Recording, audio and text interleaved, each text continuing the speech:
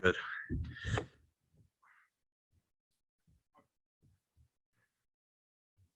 I know it's one of 82, but that game right there had a playoff intensity. It seemed like you guys never faltered when you went down 16 points. You knew you had another gear to go and take it to overdrive.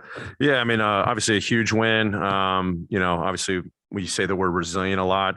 But I told the guys at halftime, I was so encouraged by our first half play. I mean, I thought defensively we were doing some really good things. Obviously, LeBron, what a night by him. I mean, he was rolling everywhere on the floor, and he was taking some tough shots, and they were taking some tough shots in that first half. And we couldn't buy a shot in the first half, but yet we were only down, single digits. And I told the guys, I'm so encouraged.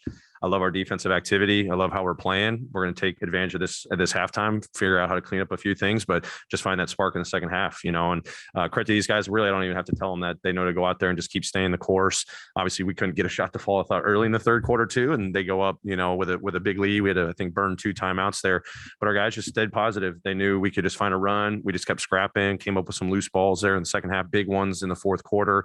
Obviously, Ja, what an unbelievable night by him. The tone he was setting throughout the game.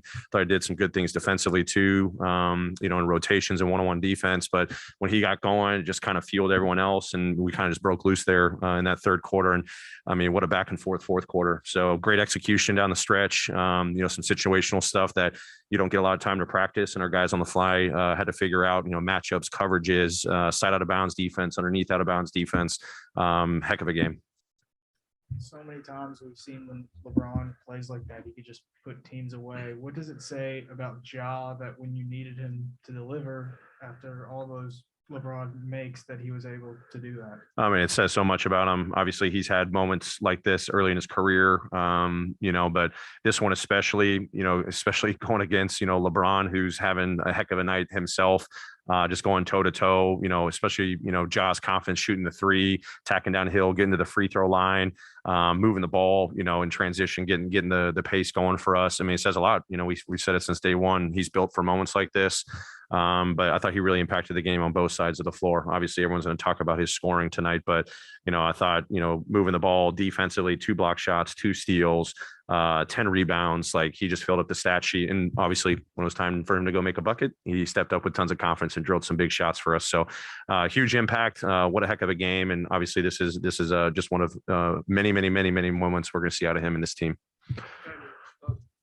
When you get to the fourth quarter, you have to sit Ja for a little bit there. And obviously, he hits the big 3 right before the end of the third. So he's hot, but you have to sit him a little bit. Just what's going through your mind? Take me through that process of you just figuring out when to bring him back in and how long you want it to wrap the big. Yeah, it's there's no perfect reasoning behind doing that. Obviously, when a guy's had a big momentum at the end of that third quarter. But it's just kind of one of those crucial moments, who we were bringing in to start the quarter. Could we, balance it out, from a defensive and offensive, arsenal out there, give him a quick blow so he can go out there, play last 8-9 minutes of the fourth quarter and play with that same intensity and pace. It's a gamble, of course, anytime you take someone out, and especially, Ja, who was on a run there at the end of the third. So credit him. He knows sometimes when he plays the entire third quarter, he's going to get a quick blow and then he's going to come out and hopefully keep, building on that momentum and helping us get that victory.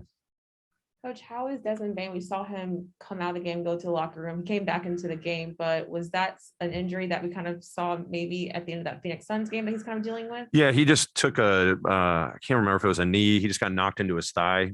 So it's nothing serious, just kind of, just a little contusion there that, obviously can get you a little stiff, but obviously he was playing with great energy and force throughout the game. And probably he was just feeling a little bit in the fourth quarter, got it checked out, and then was great to go at the end of the game. Hey, Coach, the offensive play, they had 22 seconds left to go. You guys' defense really turned it up a notch. What did you do or call it? Because I think LeBron's the closer you got to the bat, almost half court. What did you do to prevent that shot? Well, it started with the underneath out of bounds. We talked about it with the team. We had a foul to give. We didn't want them to get a quick 3 in that situation. Obviously, LeBron was starting on the post, so we were trying to be conscious of, do we take this foul? Do we make them take it side out of bounds? They just drawn up an ATO underneath. So then when they took it out of bounds, side out, we had just been emphasizing with our guys. Obviously, LeBron was having a hell of a night all over the floor, especially from the 3-point line, and we just needed better physicality on the ball. And with LeBron and even in Westbrook, but I thought Kay did a phenomenal job as the ball was moving around. I think Monk came to screen and they got it out. We rotated great. Made him put it on the deck inside the 3-point line. Ball found James, and then Kyle had a great closeout and made him put it on the deck and get inside, the 3-point line, which at that time we need them to not shoot a 3. So great execution. We had been talking about our physicality on the ball and really at certain times making guys play inside the 3-point line, not hit something, especially late in the game. So great execution from our guys. Taylor, we know Jaws focused on team goals, but Desmond has said there should be no debate that he should just be an all-star this year. Just your thoughts on that and where he stands as far as, that individual accolade. Yeah, absolutely. I think Josh absolutely proving that he's well deserving of being an all-star this year, and the support that he has from his teammates. But it's all driven by impacting this team win. Obviously, he was so excited when he was out and the team was playing well, and then him coming back, getting his legs, and what he's done these last 3 games to really propel us, back to back on the West Coast, coming back home, having a night like this. I mean, he's absolutely deserving of being an all-star this year. Taylor, you guys have found ways to get wins against some of the more celebrated teams in the West. I guess the Suns, Warriors earlier, now against the Lakers. What does it say about just the maturity of this group now, where they can just kind of buckle down and, again, doesn't matter who they play, but just being able to get these kind of quality wins, I guess, at this point where it shows kind of the maturity of this team, not to, like you said, to show some of that resilience. Yeah, I mean, you've got to have this, mentality, no matter who you play. And I think that's been a growth area for this group. Obviously, it's still way early in the season. There's definitely certain teams, that you get excited about playing and certain players and whatnot. But I think for the course of this season, our guys obviously having some quality wins, they show up every night, and never let our guard down. They've been super locked in with what do we just have to do as a team every single night, the attention to detail, from a game plan standpoint specific to that team. So I think that's been a growth area for this group where it's going to get tested more as the season goes on. But hopefully, the greatest opposition to us is ourselves, so if we can go out there and say, hey, we're up, we're down in a game, we got to be better. What's our MO when we're on the floor? Luckily, I think more often than not recently we've been playing to our standard. Coach, could you talk about, and kind of describe what you were feeling coming down the stretch, the FedExForum crowd, as loud as they've been in a while, what you were feeling in those moments? Yeah, I mean, our crowd, I was literally driving into the game today thinking, when I drive down, I think it's Martin Luther King Boulevard, I see FedExForum. Obviously, we've been on the road for over a week now, holidays and all that. I was just in great anticipation about, what this crowd was going to be like tonight. And obviously, we were able to provide our fans a phenomenal game with a unbelievable ending, unbelievable individual performances, team performances. But I was literally thinking about the crowd tonight, how excited they've been all season long. The energy, over the last couple of weeks has been phenomenal. And obviously a game, tonight against a really good opponent, our crowd was so big for us. Obviously the Lakers would go on a run, then we'd go on a run, timeouts were called. I mean, the place was basically shaken. You could barely hear yourself, think out there. Luckily we were able to, talk in the timeouts just enough to go out there and do our jobs. But I mean, our crowd was phenomenal. And it wasn't just like when we scored, it was like when we came up with a big stop or a 50-50 ball, you could just feel the wave of momentum coming from the crowd. And I think our guys, you could see how they respond to our fans when they feel that energy. It was phenomenal. Coach, you mentioned how LeBron was all over the floor and he was playing several different positions, and you threw a lot of guys that had a chance to guard LeBron. For you as a coach, what was it like, and what was your biggest takeaway seeing a lot of your young guys, whether it be rookies and sophomores like Killian Tilly, walking off that court to get that as like a learning lesson to go up against a guy like LeBron? I bet.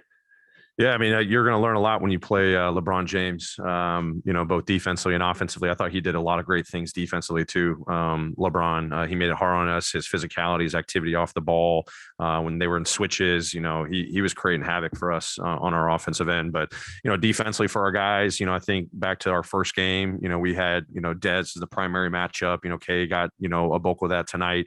Had a lot of confidence coming out of that game, what Dez could do. Killian gets matched up on him. Ja even gets gets matched up him on times. And then our bigs help, when we needed them to come over and help was huge. So I thought overall, a lot of great takeaways. Obviously, we've got another game against them in a couple of weeks. So hopefully there's some things we can take out. And, they're playing, different lineups, and he's handling, he's coming off ball screens, he's posting up, he's screening.